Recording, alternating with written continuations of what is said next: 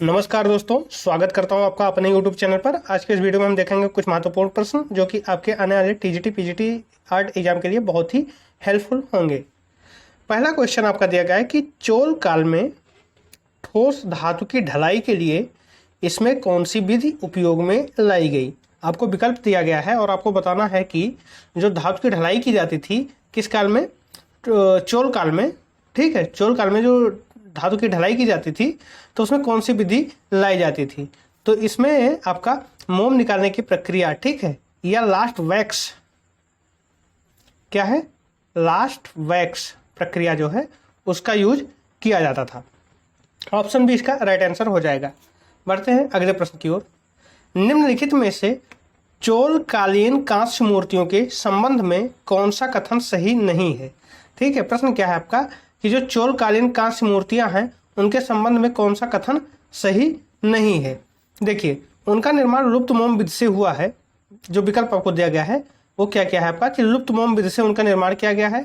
तो जो चोल कालीन कांस्य मूर्तियां हैं उनका निर्माण लुप्त मोम विधि से किया गया है, ये सही है। ठीक है, उनमें कापर का प्रयोग ज्यादा मात्रा में हुआ है। तो ये चीजें वैसे है कि जो मूर्तियां बनाई गई थी उस काल में वहां पर कापर का यूज भी सर्वाधिक किया गया है या ज्यादा मात्रा में किया गया है। सर्वाधिक नहीं, सॉरी, ज्यादा मात्रा में किया गया है। और तीसरा विकल्प आपको दिया गया है कि वे अनुष्ठानिक मूर्तियां थी। तो ये चीजें भी सही हैं, जो मूर्तियां थी वो सारी क्या थी, अनुष्ठानिक मूर्तियां थी। और लास्ट जो ऑप्शन आपका है कि वे आदमकद आकार में बनी है, तो ये गलत है। वे आदमकद आकार में नहीं बनी है बल्कि छोटे आकार में बनाई जाती थी। तो इसमें गलत क्या है चोलकालीन कांस्य मूर्तियों के संबंध में कि वे आदमकद आकार में बनी है, ये चीजें गलत है। वो आदमकद आकार में नहीं बनी है बल्कि छोटे आकार में बनाई गई हैं। तो यहाँ पर अगर हम क्वेश्चन के तरीके से देखें तो ऑप्शन डी इसका राइट आंसर हो जाएगा। क्या है इसमें कि वे आदमकद आकार में बनी है, ये चीजें गलत है। और हमसे यही पूछ रहा था कि इनमें से क्या गलत है। ठीक है, बढ़ते हैं अगले प्रश्न की ओर। गोमतेश्वर की केवल एक ही पत्थर से बनी मूर्ति की स्थापना कहाँ की गई थी। दिए गए विकल्पों में से चयन करें। ठीक है, क्या क्वेश्चन आपका कि गोमतेश्वर की केवल एक ही पत्थर से बनी मूर्ति की स्थापना कहाँ की गई थी। तो इसकी जो स्थापना की गई वो श्रवण बेल गोला में की गई है। ठीक है, इसमें क्या है कि एक ही पत्थर से गोमतेश्वर की मूर्ति की स्थापना की गई है।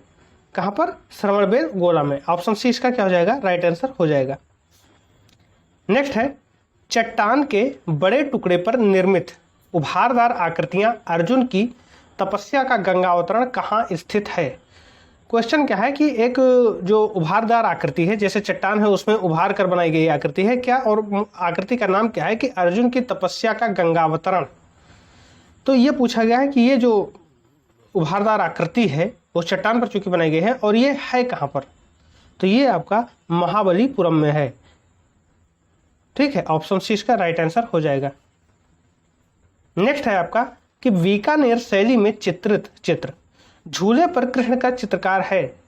देखिए, झूले पर कृष्ण अगर आपसे पूछा जाता है कि कहां पर चित्रित किया गया तो आप बता सकते हैं कि ये बीकानेर शैली में चित्रण किया गया है। इसका चित्रण कहां हुआ है, बीकानेर शैली में हुआ है। अब यह बताना है कि इसका चित्रकार कौन है। तो इसके जो चित्रकार हैं वो आपके नूरुद्दीन हैं। ऑप्शन बी इसका राइट आंसर हो जाएगा। ठीक है, नूरुद्दीन क्या है, झूले पर कृष्ण नामक चित्र के चित्रकार हैं। और ये किस शैली का है, तो ये बीकानेर शैली का चित्र है। नेक्स्ट है, ट्राइबल मेटल कास्टिंग के लिए जाना जाने वाला क्षेत्र कौन सा है। ट्राइबल मेटल कास्टिंग के लिए जाना जाने वाला क्षेत्र कौन सा है, तो ये आपका क्या है,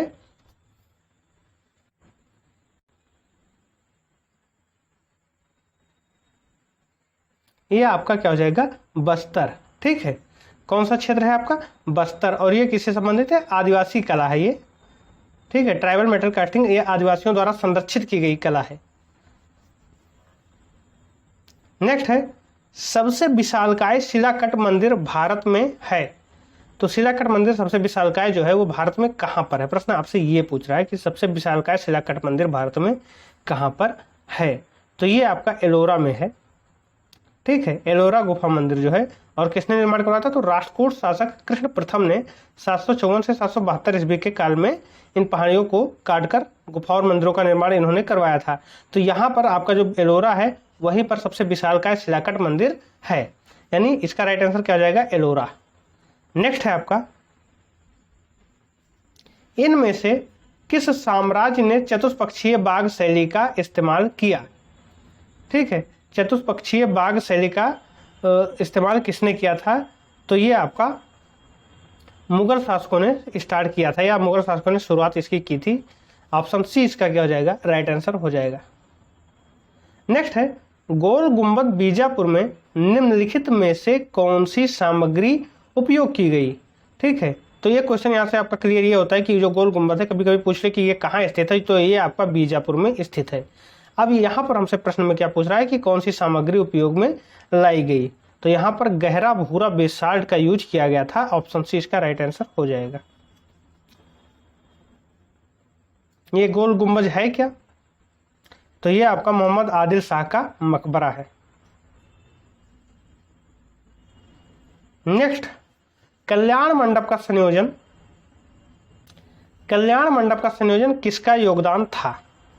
तो जो आपका कल्याण मंडप का संयोजन है वो विजयनगर का, उसमें विजयनगर का योगदान है। ऑप्शन है इसका राइट आंसर हो जाएगा। नेक्स्ट क्वेश्चन है आपका कि प्रसिद्ध बृहदेश्वर मंदिर कहाँ स्थित है। तो प्रसिद्ध बृहदेश्वर मंदिर जो है आपका वो कहाँ स्थित है, तंजावुर में स्थित है। ऑप्शन है इसका क्या हो जाएगा, राइट आंसर हो जाएगा। नेक्स्ट क्वेश्चन आपका है कि देलवाड़ा के बिमल शाही मंदिर को किस मुस्लिम शासक के आक्रमणों से नुकसान पहुंचा था। तो देलवाड़ा जो है, या दिलवाड़ा भी कहते हैं इसे, तो उसके बिमल शाही मंदिर है वहां पर एक, तो पूछ ये रहा है आपसे कि किस मुस्लिम शासक के आक्रमणों से नुकसान पहुंचा था। तो वो अलाउद्दीन खिलजी थे जिन्होंने आक्रमण करके उसे नुकसान पहुंचाया था। ऑप्शन सी इसका क्या हो जाएगा, राइट आंसर हो जाएगा। नेक्स्ट है, महाबलीपुरम का समुद्री किनारे पर बना मंदिर शोर टेम्पल किस राजवंश के काल में बना।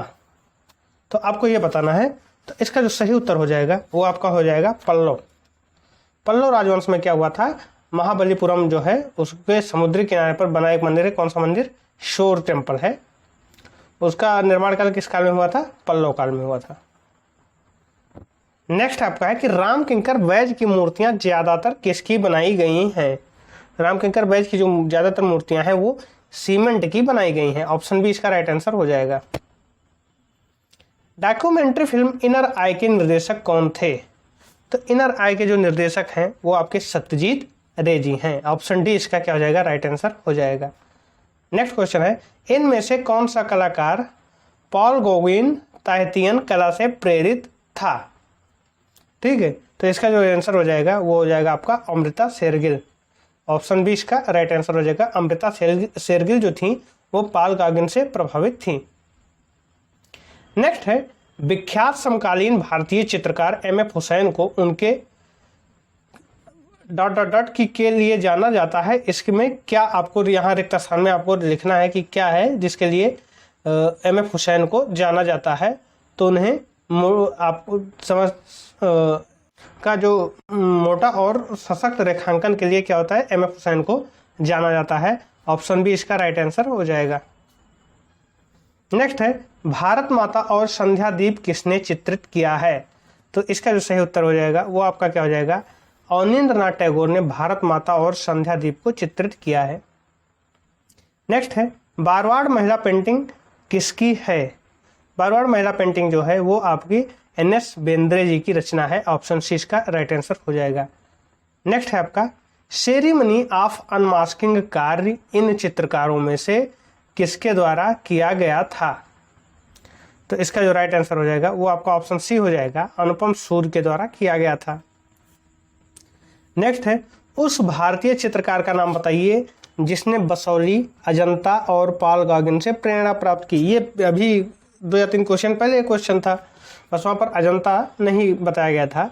इसका राइट आंसर क्या हो जाएगा, ऑप्शन बी अमृता शेरगिल थी जो भारतीय चित्रकार हैं और उन्होंने अजंता और पॉल गॉगिन से प्रेरणा प्राप्त की थी। नेक्स्ट है आपका, इनमें से किस भारतीय कलाकार को 1950 में डी लिट पुरस्कार से सम्मानित किया गया था। तो ये आपके नंदलाल बसु जी हैं जिन्हें 1950 में डी लिट पुरस्कार से सम्मानित किया गया था। नेक्स्ट क्वेश्चन है आपका कि नंदलाल बोस के चित्रों के भाव तकनीक क्या हैं। तो देखिए इनके जो चित्रों के भाव तकनीक है नंदलाल बोस के, वो क्या है, जल रंग और टेम्परा है। ऑप्शन बी इसका राइट आंसर हो जाएगा। नेक्स्ट है नंदलाल के कलाकार जीवन में मुख्य परिवर्तन के चित्र देखने के बाद आए, यानी कहाँ के चित्र या किसके चित्र देखने के बाद आए।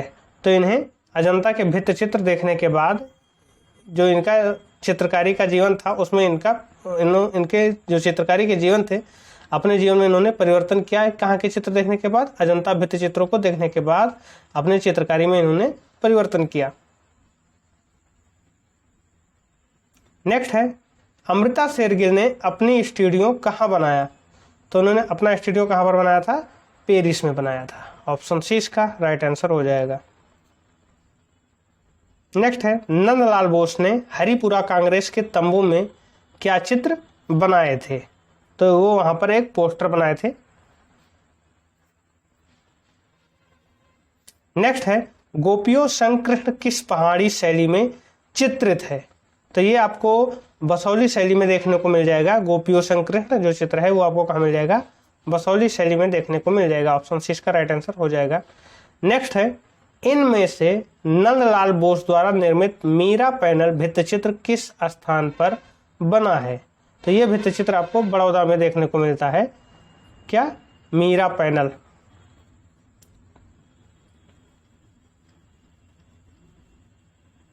नेक्स्ट क्वेश्चन है कि बच्चे किस प्रसिद्ध चित्रकार की रचना है। तो ये आपका सोमनाथ होर की रचना है। ऑप्शन डी इसका राइट आंसर हो जाएगा। नेक्स्ट है जे स्कूल ऑफ आर्ट्स मुंबई की स्थापना कब हुई थी।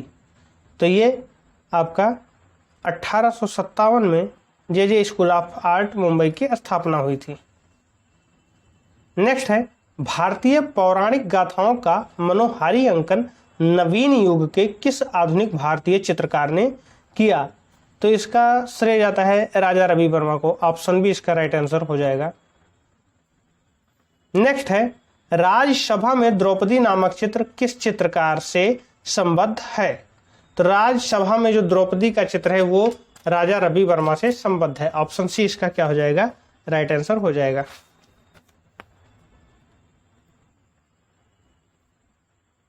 नेक्स्ट है रंगरसिया फिल्म किस चित्रकार के जीवन पर बनाई गई।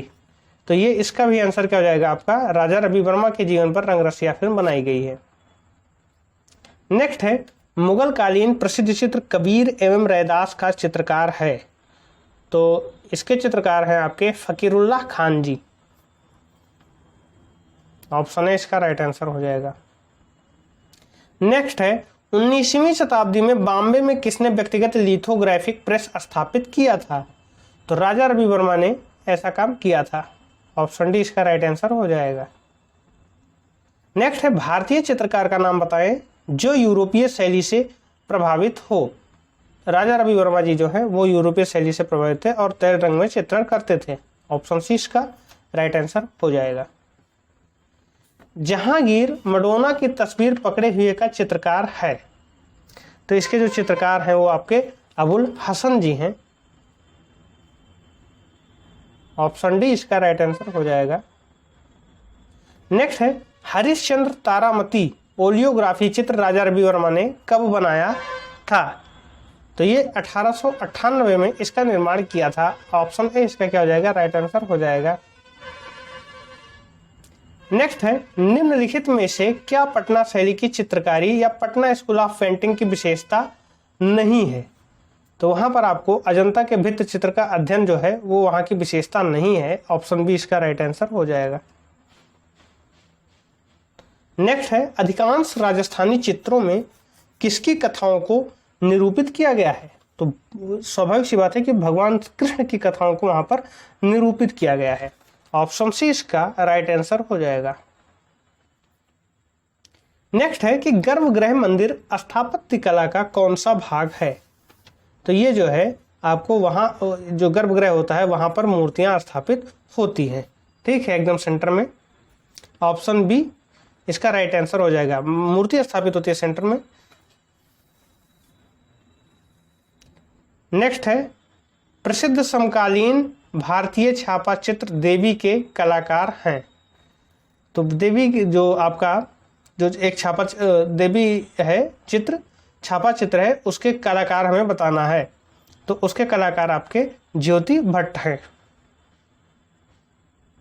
ऑप्शन बी इसका राइट आंसर हो जाएगा। नेक्स्ट है, वे बसोहली चित्रकला के प्रथम व प्रमुख आश्रयदाताओं में थे। तो यहाँ पर वे कौन हो जाएंगे? तो राजा कृष्णपाल जो हैं वो बसोहली चित्रकला के प्रथम व प्रमुख आश्रयदाताओं में से एक आश्रयदाता थे। नेक्स्ट है, स्थापत्य कला में अंतःजड़ित पत्थर के नक्काशी एक विशिष्ट परंपरा है जो किसके द्वारा शुरू की गई थी? तो ये आपका भारतीय इस्लामी वंश के द्वारा ये शुरू किया गया था। क्या? स्थापत्य कला में अंतःजड़ित पत्थर की नक्काशी। नेक्स्ट है, राजस्थानी लघुचित्र शैली की कौन सी उपशैली मुगल लघुचित्र शैली से सबसे अधिक प्रभावित हुई? तो ये आपकी जयपुर उपशैली थी जो मुगल चित्र शैली से सर्वाधिक प्रभावित हुई थी। नेक्स्ट क्वेश्चन है कि आपका कांगड़ा चित्रकला का दूसरा नाम है। तो कांगड़ा चित्रकला को ही हम पहाड़ी चित्रकला के नाम से भी जानते हैं। ऑप्शन सी इसका राइट आंसर हो जाएगा। पहाड़ी चित्रकला संबद्ध है, तो इसका वही आपको जो क्वेश्चन अभी इसके पहले आपने देखा है उसी से मिलता जुलता क्वेश्चन है, या कहें उसी का जस्ट विपरीत क्वेश्चन है। तो ये इसका भी आपका ऑप्शन बी आंसर हो जाएगा। कांगड़ा इसका राइट आंसर हो जाएगा। गोल गुंबज क्या है? अभी हमने बताया जब इसका प्रश्न आया था गोल गुंबज कहाँ पर है, बीजापुर में था। तो ये आपका क्या है? एक मकबरा है। वहाँ पर हमने बताया था कि ये क्या है? एक मकबरा है। ऑप्शन डी इसका राइट आंसर हो जाएगा। नेक्स्ट है कि कांगड़ा शैली किसके समय में चरमोत्कर्ष पर थी? तो कांगड़ा शैली जो है वो किसके समय में चरमोत्कर्ष पर थी? तो संसार चंद के समय में कांगड़ा शैली जो है वो चरमोत्कर्ष पर थी। इस वीडियो में बस इतना ही। नेक्स्ट वीडियो में इसके आगे के 50 क्वेश्चन हम देखेंगे। तब तक के लिए धन्यवाद।